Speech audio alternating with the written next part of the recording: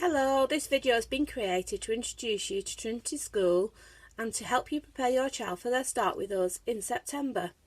As you know, Trinity School is a Christian school and our daily practice is underpinned by the Christian values. Our children take part in daily worship, prayer and reflection time to help them learn about and understand the gospel values. Our links with local churches and communities support the development of our children's citizenship skills. Starting school with us in September. At Trinity School, all our children start school at the same time, on the same date, and are full-time from day one. At this moment in time, we haven't got a fixed start date for your child due to the current situation. As soon as this is confirmed, we will let you know so that you know exactly when your child will be starting school. In their first few days at school, the children start a little later than the rest of school. This is just purely to ease the congestion in the playground to make it a little bit more relaxed as they're coming into school.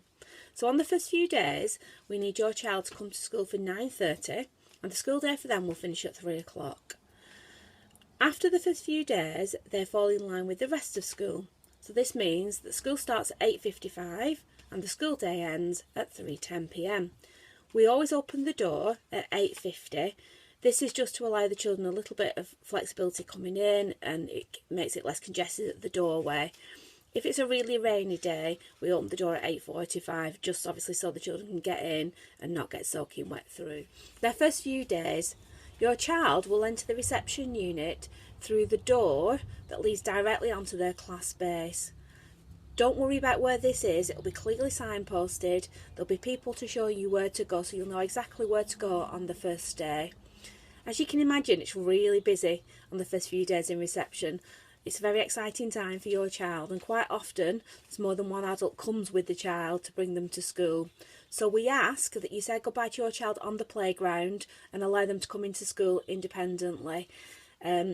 This just helps to prevent there being congestion around the door and obviously it keeps it calm and relaxed for the children.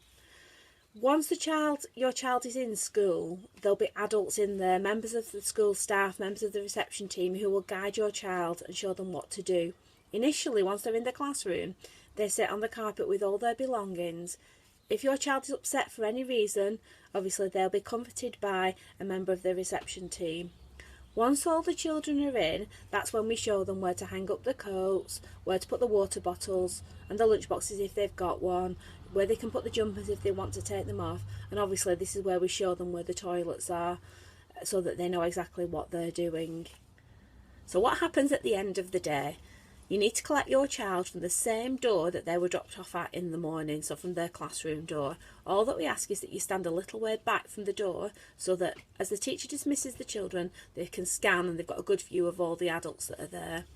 We line the children up and dismiss them one at a time to a named adult that's on the authorised collectors list. Now the authorised collectors list will be in the information that's on the app for you to complete. It's really important that you put anybody on there that's going to be collecting your child. Doesn't matter if it's 3 people or 5 people, just make sure everybody's on that list because we will only dismiss them to those named people on that list. You can add to and remove people from this over the course of the year. If for any reason, an emergency perhaps, you need somebody different to pick your child up that's not on the authorised collectors list, you just need to make sure that you let the school office know, either nip in or ring them and just tell them who it is that's going to pick your child up. They'll then let the member of staff know and then we can prepare the child that it might be somebody different picking them up that day. So basically what we do is the child that's at the front of the line, we look for their adult. So if you're the grown-up for that child, we ask that you wave to them and obviously we'll dismiss them to you. Try to avoid waving to everybody as we might end up sending the whole of the class with you and I'm sure you don't want that really. So just look out for your child, give us a wave when they get to the front and we'll hand them over to you. What your child will need for school. Now I know this sounds really obvious but they will need a coat, preferably a coat with a hood.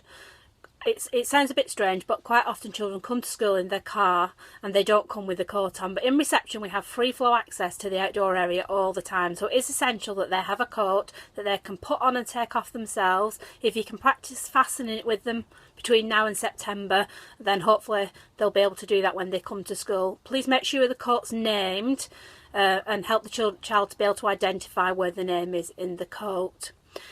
They'll also need a PE bag for school.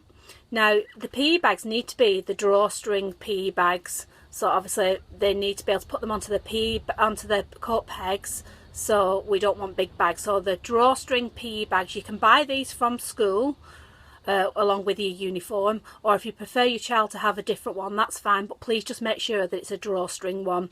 In the PE bags they'll need the black shorts, the purple Trinity t-shirt, the polo shirt with a little collar and a logo on it, as well as black Velcro pumps preferably, so that the children can take them on and off themselves. It just makes it easier for them to be able to do that themselves without having to ask for an adult all the time.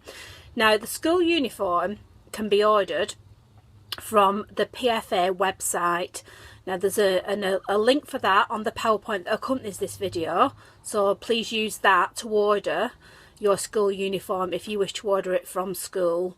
The PFA will ask you to pay online for this, and then they will deliver the uniform to your home address. So use the PowerPoint to find out exactly what your child needs to wear for school, and also to be able to order the uniform online. Should you wish, there is a shop in Chorley called New Uniforms. It's on Market Street in Chorley. They also sell our school uniform if you wish to buy it from there. The other thing that your child will need is a reading bag for school. However, you don't need to worry about this, because in September, on their first day at school, the PFA donate each child as a gift a reading bag. So on their first day at school, they will receive the reading bag off the PFA that they will then bring home, that you can use as your means of communication with school. Following on from the information about what your child will need for school, just want to really emphasise the need to name everything. And I know it sounds a bit obvious, but sometimes when items of uniform are washed, the names do wear out. So initially, please name everything. Help your child to know where their name is. So for instance, on the jumper, it's a good idea to put it on the label at the back so it's really easy to find. If you're buying a school coat with the Trinity logo on, the purple ones, it's a little bit harder to name these because they're reversible. There's not as much space to write the name just inside. However, there is a little label in the pocket. That's a really good place for putting your child's name. On some of the coats, there's a little grey triangle on the back of the coat. You can use a Sharpie and write your child's initials on that, or if you prefer, you could maybe fasten something onto the zip, like a little piece of thread that the child recognises as theirs. It just helps them to be able to identify their coat. If you can make sure the children know where their name is, so that when we are looking for it, they can say, oh, my mum wrote it in the pocket, or my dad put it on the back. It just helps it to make it a little bit easier for us to identify it. I would advise that you do name everything that's going to be removed, because obviously at PE time, they do take everything off, so things can get mixed up quite easily. Make sure your PE uniform's named, shoes are named, pumps are named, and especially those jumpers that are coming off all the time. If you do lose an item of clothing, or your child loses an item of clothing, try not to worry, let us know. It quite often turns up, especially if it's named. If after a few days it hasn't turned up, we can send a text out to parents to help them, ask them to have a look for it, because quite often what happens is if a child's taken a jumper by mistake, it's got put in their wash. It might take a few days before it comes back to us, but if it's named, then obviously it will come back to us. Now, as I mentioned earlier, the PFA are giving each child a gift of a reading bag.